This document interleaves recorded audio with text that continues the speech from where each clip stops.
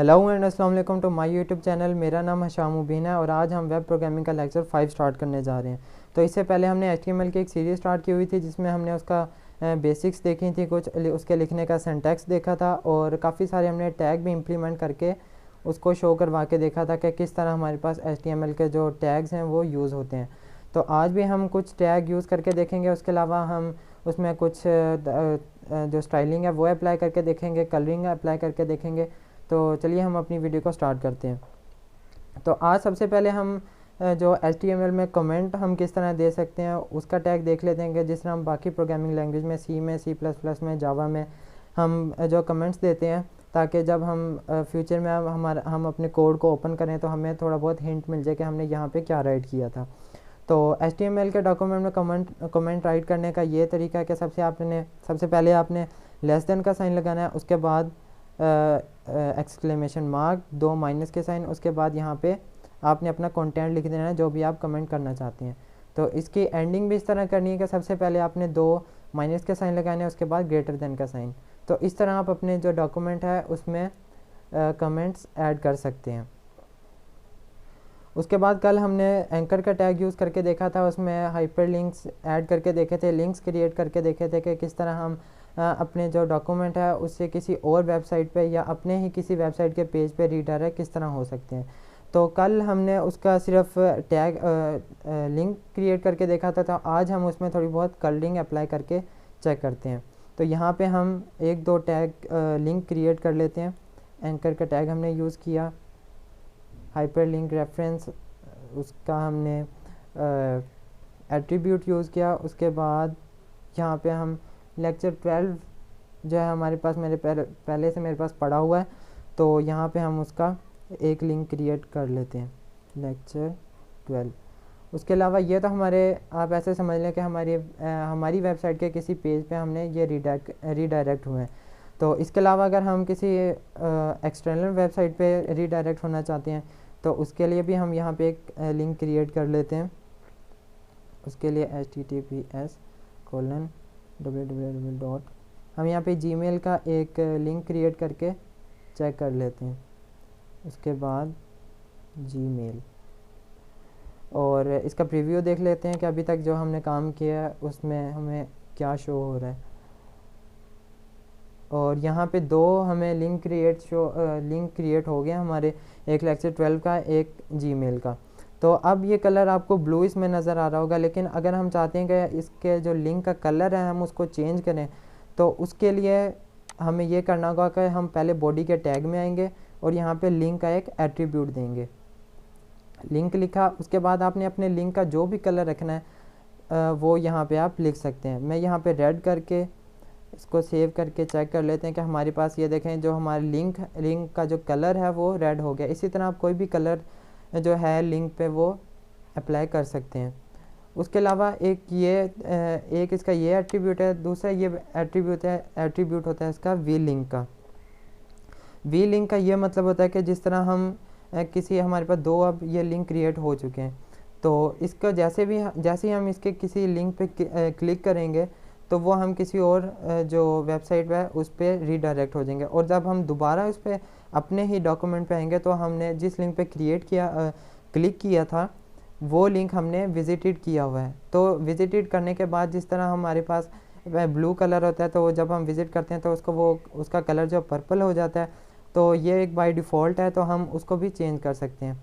यहाँ पे हम विजिटेड लिंक जो है हम इसको पिंक करके चेक कर लेते हैं कि किस तरह ये शो होता है।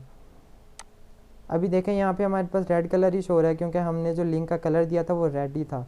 तो हम इसको यहाँ से क्लिक करते हैं और ये हम किसी और वेब पेज पे रीडायरेक्ट हो गए हैं। उसके बाद हम जब दोबारा उस पर अपने डॉक्यूमेंट पे आते हैं तो ये देखें इसका जो कलर है वो पिंक हो गया। तो इसी तरह इसका एक और एट्रीब्यूट है, वो है एक्टिव लिंक, ए लिंक का कलर, ए लिंक का मैं अभी आपको बताता हूँ। ए लिंक का कलर हम इसको दे देते हैं ग्रीन, GREEN। तो एक्टिव लिंक का ये मकसद होता है कि जिस तरह हम अब इस पे हमने क्लिक करने लगे हैं तो हम जैसे ही हम इस पर क्लिक करके रखेंगे तो ये देखें आपका जो कलर है, इसका जो लिंक का जो कलर है वो ग्रीन हो गया। तो इसी तरह ही है कि जैसे हम इसको यहाँ से इसको छोड़ेंगे तो इसका जो कलर है वो दोबारा जो हमारे पास रेड कलर था तो उसी में ये शो हो जाएगा। तो ये देखें ये हमें जीमेल पे रीडायरेक्ट करा के ले गया। तो क्योंकि हमने उस पर विजिट लिंक का जो कलर रखा था वो पिंक रखा था, तो इसीलिए हमारे पास ये दोनों जो लिंक है वो पिंक में चेंज हो गए हैं। तो इसी तरह हम अपने जो हमारा जो HTML का डॉक्यूमेंट है उसके अगर हम उसका बैकग्राउंड जो कलर है वो चेंज करना चाहते हैं, उसके लिए भी हम यहाँ पे बॉडी के टैग में एक एट्रीब्यूट यूज़ करते हैं जिसका नाम होता है BG कलर। BG का मतलब बैकग्राउंड, और कलर जो भी हम उसमें कलर ऐड करना चाहते हैं वो हम यहाँ पे राइट कर देंगे। तो यहाँ पे हम कलर स्काई ब्लू करके देख लेते हैं, स्काई BLUE, और हमने इसके यहाँ से सेव किया है। उसके बाद यहाँ पे देखें कि हमारे पास जो पहले जो कलर आ रहा था वो वाइट आ रहा था, और अब ये जो कलर है हमारे पास ये स्काई ब्लू कलर का शो हो रहा है। तो इसी तरह अगर हम यहाँ पे कोई कंटेंट लिखते हैं, यहाँ पे हम एक पैराग्राफ का टैग देते हैं और इसमें एक छोटी सी लाइन लिखते हैं, दिस इज़ लेक्चर 5। इसके यहाँ पे हमने सेव किया, और यहाँ पे अभी आप देखें कि इसका जो कलर है, जो हमने कंटेंट लिखा है, इसका जो कलर है वो ब्लैक में शो हो रहा है। अगर आप ये चाहते हैं कि इसका कलर भी हम चेंज करना चाहते हैं तो यहाँ पे आपने एक और एट्रीब्यूट देना है जो होगा टेक्स्ट का, और यहाँ पे इक्वल लगाना है। उसके बाद टेक्स्ट का कलर आप जो भी रखना चाहते हैं और वो कलर यहाँ पे आपने ऐड कर देना है। तो यहाँ पे मैं ग्रीन कलर ऐड कर देता हूँ, ग्रीन। यहाँ से मैंने सेव किया, और अब ये देखें जो हमारा जो टेक्स्ट का कलर था वो हमारे पास ग्रीन शो हो रहा है। तो उसके बाद हमारा जो नेक्स्ट टैग है वो हमारे पास फ़ॉन्ट का टैग है कि हम किसी कोई भी चीज़ अपने जो डॉक्यूमेंट में राइट करते हैं उसका जो फ़ॉन्ट साइज़ उसका है, या उसका स्टाइल है, या उसका जो यही चीज़ें जो है हमारे पास किस तरह हम उस पर अप्लाई कर सकते हैं। तो इसके लिए हम पहले यहाँ पे फ़ॉन्ट का टैग लिख लेते हैं, फ़ॉन्ट, और इसको एंडिंग किया हमने। इसके अंदर हम अपना कुछ भी टेक्स्ट लिख लेते हैं। यहाँ पे मैं अपना नेम लिख लेता हूँ, और यहाँ पे अब हमने इसके जो हमने कंटेंट सारा लिखा है उस पर स्टाइलिंग अप्लाई करनी है। तो उसका जो पहला एट्रीब्यूट है वो फेस का एट्रीब्यूट है कि किस तरह हमारी जो स्टाइल्स होते हैं, डिफरेंट स्टाइल्स होते हैं हमें, जैसे एरियल होता है, कोरियल होता है, और डिफरेंट जो स्टाइल्स होते हैं वो हम यहाँ पे अप्लाई कर सकते हैं। तो यहाँ पे मैं एरियल अप्लाई करके आपको चेक करवा देता हूँ, ARIAL। यहाँ से हमने सेव किया, और यहाँ पे जाके आप इसमें डिफरेंस देख सकते हैं कि जो हमारा बाय डिफ़ॉल्ट जो स्टाइल था वो किस तरह का नज़र आ रहा है। हम यहाँ पे एरियल यूज़ किया है तो वो हमारे पास किस तरह का जो हमारे पास शो हो रहा है। इसी तरह हम इसमें एक और एट्रीब्यूट यूज़ करके देख लेते हैं, उसकी स्टाइलिंग अप्लाई करके देख लेते हैं। CO हमारा जो नेक्स्ट है वो कोरियर है, CORIOR। इसको हमने यहाँ से सेव किया है, और यहाँ पे जाके हम इसका जो रिफ़्रेश करके यहाँ पे चेक करते हैं तो ये हमारे पास अभी शो नहीं हो रहा है, शायद मेरे से स्पेलिंग मिस्टेक हो गई है। तो यहाँ पे मुझसे स्पेलिंग मिस्टेक हो गई थी, COURIER जो है वो स्टाइल का नेम है। यहाँ से मैंने सेव किया है, और अब हम इसका डिस्प्ले चेक करते हैं तो ये देखें इसका जो स्टाइल है वो चेंज हो चुका है। इसी तरह अगर हम ये चाहते हैं कि इसका जो साइज़ है वो हमारे पास थोड़ा सा बड़ा हो जाए तो यहाँ पे हम साइज़ का एट्रीब्यूट यूज़ करते हैं, साइज़ इक्वल, और यहाँ पे हमने जितने भी बड़ा हम साइज़ देना चाहते हैं वहाँ पे हम यूज़ कर सकते हैं। यहाँ पे मैंने 30 पिक्सल यूज़ किया। 30 पिक्सल जो होता है ये लाजमी यूज़ कर सकते हैं हम। इसकी जगह पे जो परसेंटेज भी यूज़ कर सकते हैं, पिक्सल आप यूज़ करें तो वो ज़्यादा बेस्ट रहेगा। तो यहाँ पे देखें कि जो हमारा जो फ़ॉन्ट है वो उसका जो साइज़ है वो थोड़ा सा बड़ा हो गया है। तो इसी तरह कल हमने एक HR हॉरिजॉन्टल लाइन का टैग यूज़ किया था। उसका ये मसला आ रहा था कि जो हम जैसे हम यूज़ करते थे वो इन्फिनिटली चलता रहता था, मतलब कि वो एक प्रॉपर लाइन ड्रॉ हो जाती थी। लेकिन अगर हम कोई छोटी लाइन ड्रॉ करना चाहें या तो उससे कम उसके जो विड्थ है उसकी कम करना चाहें तो वो भी हम इजीली कर सकते हैं। तो उसके लिए पहले हमने HR का टैग यूज़ किया है, उसके बाद हम इसकी विड्थ यहाँ पे सेट कर देंगे। विड्थ एक एट्रीब्यूट है और इसको हम यहाँ पे सेट कर देते हैं 200 पिक्सल। और अब हम इसका डिस्प्ले चेक करते हैं कि हमें क्या शो हो रहा है। तो यहाँ पे आप लाइन देख रहे हैं कि यहाँ पे जो इसके जो विड्थ है वो 50 पिक्सल यहाँ पे शो हो रही है। अगर आप ये अभी सेंटर में अगर आप इसको चाहते हैं कि आप लेफ़्ट में करें या राइट में करें, तो यहाँ पे आप अलाइन का जो एक एट्रीब्यूट है वो यूज़ कर सकते हैं, align is equal to left. ये यूज़ करके हम देखते हैं अभी, और ये देखें हमारी जो अब ये लाइन है वो लेफ़्ट में आ गई। इसी तरह आप सेंटर में भी कर सकते हैं, इसी तरह आप राइट में भी यूज़ कर सकते हैं। तो हमारा जो आज का लास्ट टैग है वो हमारा टेबल का टैग है कि किस तरह हम अपनी जो डॉक्यूमेंट है उसमें किस तरह हमारे टेबल जो हैं वो किस तरह क्रिएट कर सकते हैं। तो उसके लिए सबसे पहले हम टेबल का टैग यूज़ करेंगे, टेबल, और यहाँ पे उसकी क्लोजिंग कर देंगे। उसके बाद हमारे पास उसके अंदर जो हैं वो दो और जो टैग यूज़ होते हैं, एक होता है टेबल हेड का या टेबल रो का, और जो सेकंड होता है वो होता है जो हमने टेबल डाटा का, जो हमने टेबल के अंदर जो डाटा इंसर्ट करना है। पहला हमारा टैग है वो टेबल हेड का है। इसका मैं आपको डिफरेंस अभी चेक करवाता हूँ। फर्स्ट टेबल, और उसके बाद यहाँ पे हम एक और th क्रिएट कर देते हैं, और यहाँ पे हम खाली लिख देते हैं टेबल। इसको यहाँ से हमने सेव किया, और अब हम इसका प्रीव्यू जाके चेक करते हैं। तो हमारे पास ये देखें टेबल की कोई बाउंड्री शो नहीं हो रही।